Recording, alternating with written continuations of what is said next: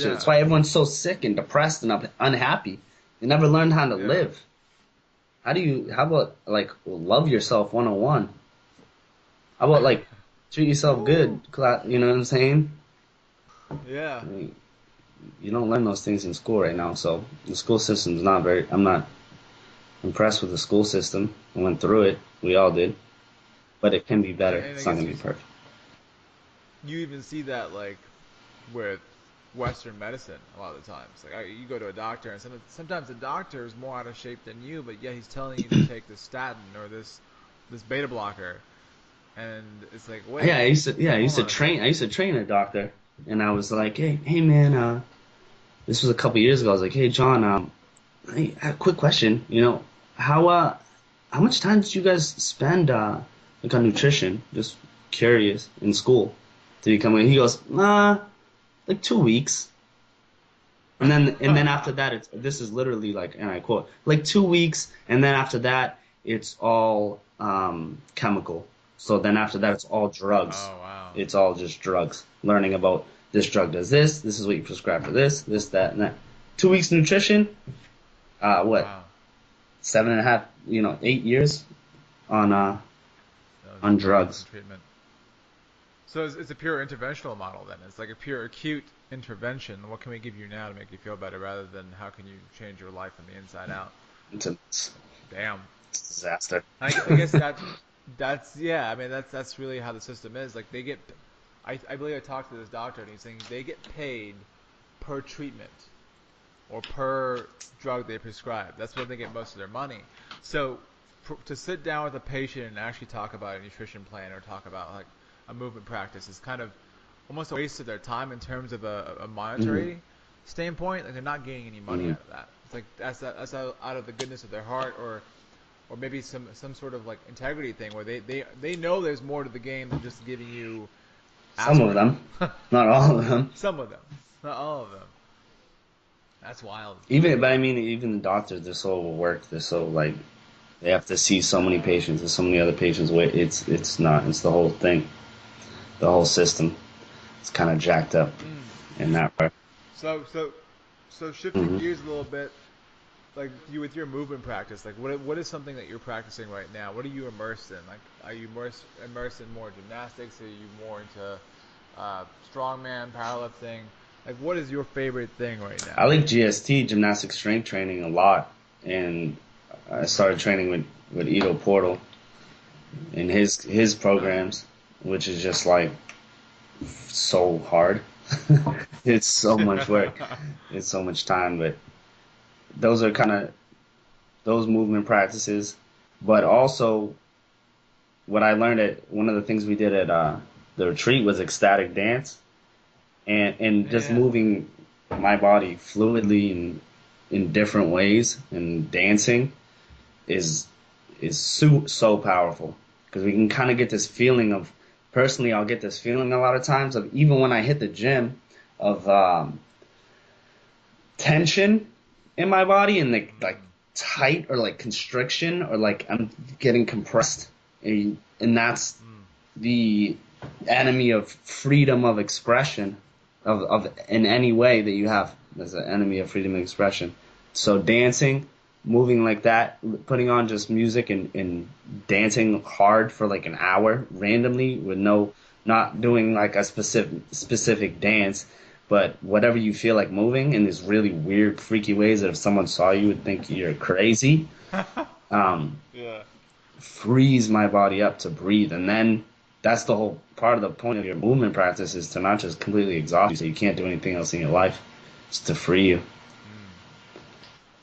Wow, that's awesome. I guess yeah, it makes sense because oftentimes people are so held down by their emotions that manifest in the body as like tight trigger points or overly constricted traps or tight scalene sternocleidomastoids. Like their neck is so locked up, they have no access down their diaphragm because this is like guarding them Mm.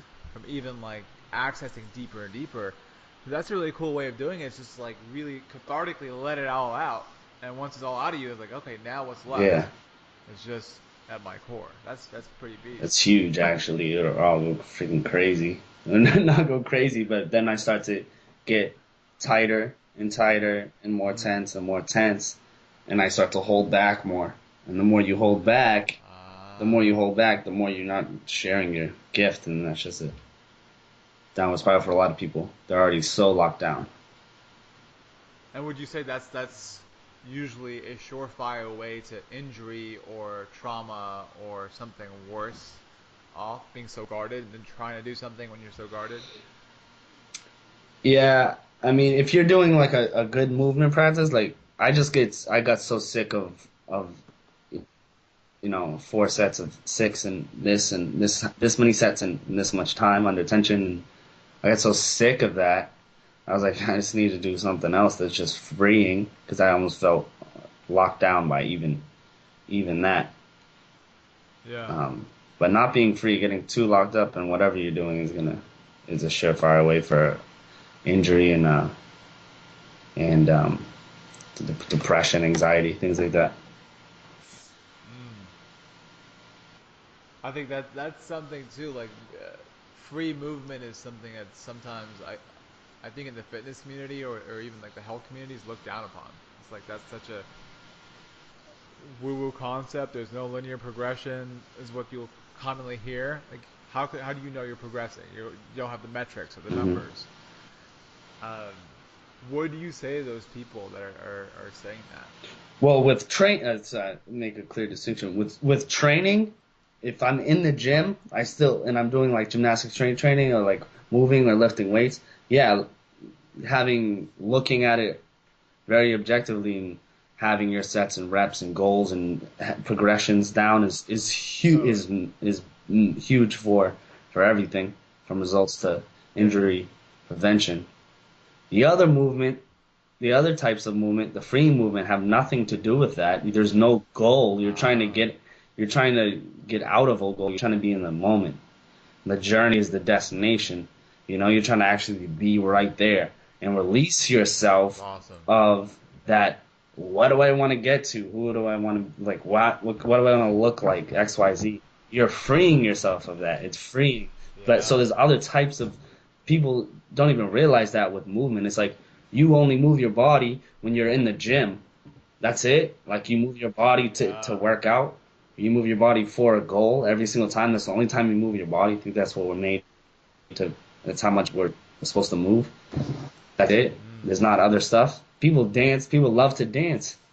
It's basic to our human potential. A lot of people, Mm. when they read that, but it was something along the lines of anytime it was an ancient, like a tribal thing that they would talk to the shamans, and if you come to the shamans and say, "Hey, I'm feeling depressed, I'm feeling anxious, I'm not feeling very well," they say, "Well, have you been dancing? When did you stop dancing? When did you stop singing? How long have you stopped dancing and singing?" "Oh, well, I haven't really been singing or dancing lately." You know, Wow. that was kind of like the basic. That was the answer. Have you been dancing? It's 1 hour of dancing every day. It's your medicine. Take that. That's so Yeah. cool. So that's other types of movement, and working that in is like straight medicine. That just goes brings you back to no, to presence, to be able to this is what it's all about, instead of just being so locked up in goals and shit like that. I want to. I almost feel like I have to like in my radio voice tagline pure movement right there after everything you just said. That's your gym. Pure movement because it's unrestricted. It's unrefined. There's so much out there that you can. There's a spectrum of movement, and if you confine yourself to just linear stuff, this up and down and forward and back, What else? Yeah. then you're What missing else is out. movement too? What else is movement? Your thoughts, your mind. What's going on in your head? What's moving around in your head? How are your thoughts moving? Are they moving are they constantly negative? That's movement. Yeah. That's a movement of energy. There's a movement of thoughts in your mind, if you don't want to call it energy. Are they positive? Mm. Are you thinking about your dreams? Are you thinking about negative things? That's movement. How are you? What kind of trapped shit emotions do you have stuck in your stomach from something Yeah. some shame that you have 10 years ago? Is that moving or is that stagnating inside your body? Is that gonna move out? Can you let that move out? Can we take a holistic approach to movement in that way? It's not just even your physical body; it's everything that's going on inside of you. This constantly moving. Energy is constantly moving. Your emotions are emotion, energy, and motion. So it's movement of energy. It's emotion. Yeah. I almost wonder then, if you're moving energy constantly, if energy is constantly dynamic, it's being molded and evolved into these different forms, then when it's stagnant, like a dead body of water with just like bacteria and bugs and all this stuff going on, if it's stagnant, maybe that's also a reason for most of the cancers out there. Mm. Is stagnant energy, stagnant mass that's it's eating you out from the inside, like eating you up completely, and it's destroying you from the inside out. I can see that. I can see that. Yeah. I mean, because like sometimes you hear these stories, right, of these people that are like supposedly healthy, like they're athletes, they eat pretty well, right, but they have so much shit that's going on in their life, and and they end up being diagnosed with cancer. And some of them have no history of it either, so it may not even be a genetic cause.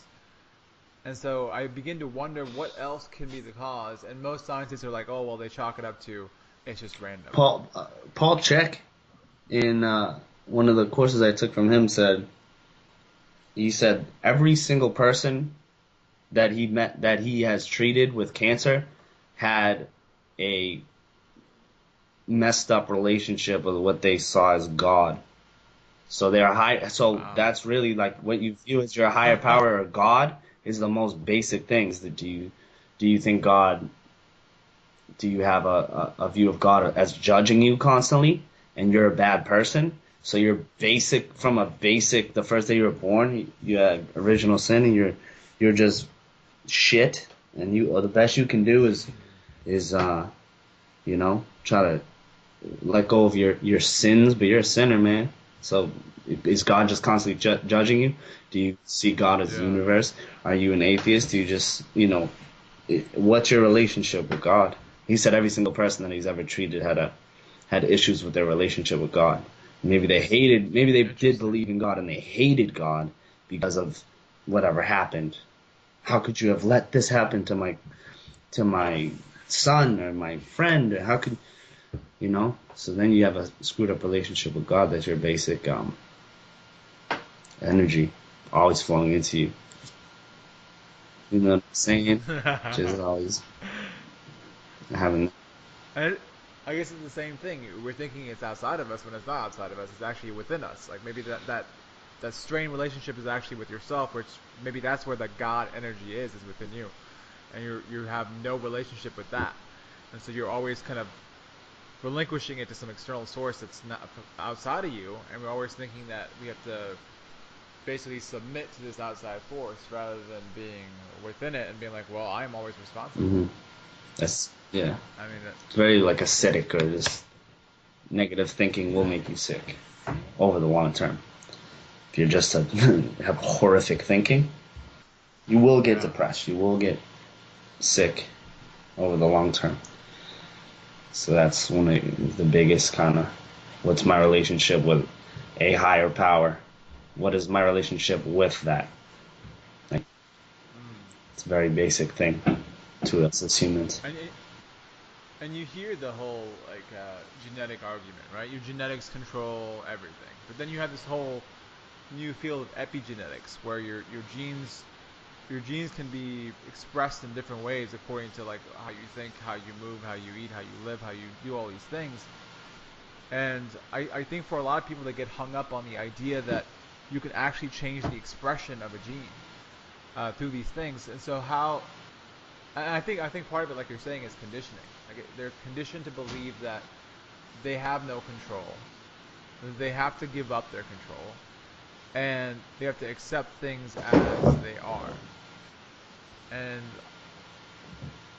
I wonder if it's like, does it take more effort? I mean, maybe it does. Maybe it is a thing where it takes more effort to think for yourself. And that's as it is scary and not Yeah, comfortable. it's uncomfortable, but What it's do a you? lot more uncomfortable to get to